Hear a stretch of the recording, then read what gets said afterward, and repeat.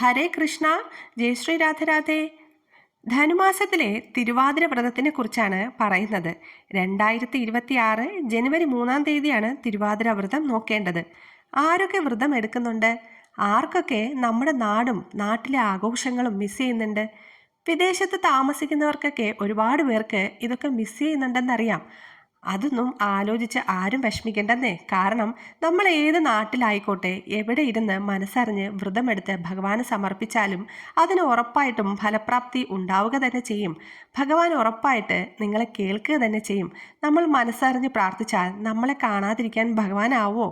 അതുകൊണ്ട് എല്ലാവരും തിരുവാതിരം വ്രതം എടുക്കുക, ഭഗവാന്റെ മന്ത്രങ്ങൾ ചൊല്ലുക.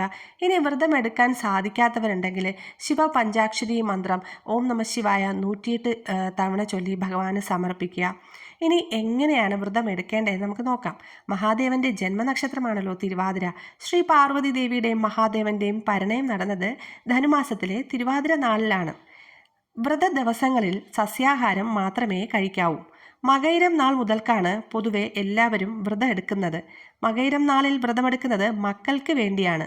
മകയിരം നാളിൽ രാവിലെ മക്കൾ ഉണരുന്നതിന് മുമ്പ് എണീറ്റ് കുളിച്ച് വ്രതം ആരംഭിക്കുന്നു. അരിയാഹാരം ഒഴിവാക്കുക. തിരുവാതിര വ്രതത്തിന് തീരെ പാടില്ലാത്ത ഒന്നാണ് അരിഭക്ഷണം. ശിവക്ഷേത്ര ദർശനം അന്ന് നടത്തേണ്ടതാണ്. മകയിരം നാളിലെ പ്രധാന ചടങ്ങാണ് എട്ടങ്ങാടി നിവേദ്യം. മകയിരം നാളിൽ വൈകുന്നേരം തന്നെ എട്ടങ്ങാടി ഉണ്ടാക്കി നാൾ സമയം തീരുന്നതിന് മുമ്പ് തന്നെ അത് നേദിക്കുകയും വേണം.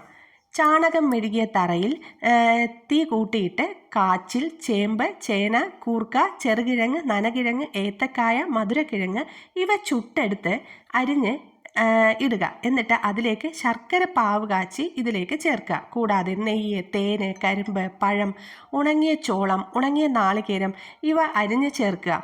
വൻപയർ, എള്ള്, കടല ഇവ വറുത്ത് പൊടിച്ച പൊടിയും ചേർത്ത് ഇളക്കുക. ഇതാണ് എട്ടങ്ങാടി എന്ന് പറയുന്നത്. ഗണപതിക്കും ശിവനും പാർവതിക്കും ഇത് നേദിക്കുക. നേദിച്ച എട്ടങ്ങാടി വ്രതമെടുക്കുന്ന എല്ലാവരും നിർബന്ധമായും കഴിച്ചിരിക്കണം. തിരുവാതിര ദിവസം വെളുപ്പിനെ ഉണർന്ന് തിരുവാതിര പാട്ട് പാടി തുടിച്ചു കുളിച്ച് അലക്കിയ വസ്ത്രം ധരിച്ച് കണ്ണെഴുതി ദശപുഷ്പം ചൂടി കുരവയിട്ട് വീട്ടിലെത്തി പാർവതി പരമേശ്വരന്മാരെ പൂജിക്കുന്നു. ഇളനീർ, അട, അവൽ, മലർ, പഴം, കൂവ, ശർക്കര ചേർത്ത് കുറുക്കിയത് ഇവയാണ് പ്രഭാത ഭക്ഷണമായി കഴിക്കുന്നത്. അതിനുശേഷം പാട്ടൊക്കെ പാടി ഊഞ്ഞാലാടുന്നു. ഉച്ചയ്ക്ക് അരിയാഹാരം പാടില്ല. ചേമ്പ്, ചേന, കായ, മുതിര, കാച്ചിൽ ഇവ കൊണ്ടുള്ള തിരുവാതിര പുഴുക്കും കഴിക്കാവുന്നതാണ്. സൂര്യാസ്തമയത്തിനു ശേഷം തിരുവാതിര കളി ആരംഭിക്കുന്നു. തിരുവാതിര നക്ഷത്രം രാത്രിയിൽ വരുന്ന ദിവസമാണ് ഉറക്കമൊഴിയേണ്ടത്. ആ ദിവസം അർദ്ധരാത്രിയിൽ തുടിച്ചു കുളിക്കുന്നു. വെള്ളത്തിൽ തട്ടി ശബ്ദമുണ്ടാക്കി വെള്ളമൊക്കെ തെറിപ്പിച്ച് ആഹ്ലാദിച്ച് കുളിക്കുന്നതാണ് തുടിച്ചുകുളി എന്ന് പറയുന്നത്. അതിനുശേഷം അലക്കിയ വസ്ത്രം ധരിച്ച് മഞ്ഞളവും ചന്ദനവും മുക്കുറ്റിയും ഒക്കെ നെറുകയിൽ കുറിതൊട്ട് സീമന്തരേഖയിൽ സിന്ദൂരം ചാർത്തി സ്ത്രീകൾ ഭക്തിയോടെ പാട്ടുകൾ പാടി ശേഖരിച്ചു വച്ചിരിക്കുന്ന ദശപുഷ്പങ്ങൾ, കൊടുവേലി, അടയ്ക്കാമണിയൻ അങ്ങനെ തുടങ്ങിയ പാതിരാപ്പൂക്കൾ അഷ്ടമംഗല്യത്തോടൊപ്പം നിലവിളക്ക് പിടിച്ച് വീട്ടിലേക്ക് കൊണ്ടുവരുന്നു. പിന്നീട് ഈ പുഷ്പങ്ങൾ മുടിയിൽ ചൂടുന്നു. ഇതാണ് പാതിരാപ്പൂ ചൂടൽ. പാതിരാപ്പൂ ചൂടുന്നതിന് മുമ്പ് ഗണപതി സങ്കല്പമായി വിളക്ക് വയ്ക്കുന്നു. 3 പൂ വീതം 4 ദിക്കിലേക്കും അതുപോലെ നമുക്ക് നേരെയും വയ്ക്കുന്നു. പിന്നെ ഓരോരുത്തരും വെറ്റില മുറുക്കും. 3 കൂട്ടിയാണ് വെറ്റില മുറുക്കുന്നത്. പുകയില ഉപയോഗിക്കില്ല. വെളുക്കുവോളം തിരുവാതിര കളി തുടരും. 3 മണിക്ക് ശേഷം കുളത്തിൽ പോയി വീണ്ടും കുളിച്ച് കോടി ഉടുത്ത് ക്ഷേത്ര ദർശനം നടത്തി വ്രതം പൂർത്തിയാക്കാം. വിവാഹ തടസ്സം നിലനിൽക്കുന്ന പെൺകുട്ടികൾ ഇങ്ങനെ വ്രതമെടുക്കുന്നത് നല്ലതാണ്. ശിവപഞ്ചാക്ഷരി മന്ത്രവും ശിവപുരാണം എന്നിവ വായിക്കേണ്ടതാണ്. ക്ഷേത്ര ദർശനം നടത്താൻ സാധിക്കാത്തവർ വീട്ടിൽ തന്നെ തുളസി തീർത്ഥം കുടിച്ച് വ്രതം അവസാനിപ്പിക്കാവുന്നതാണ്.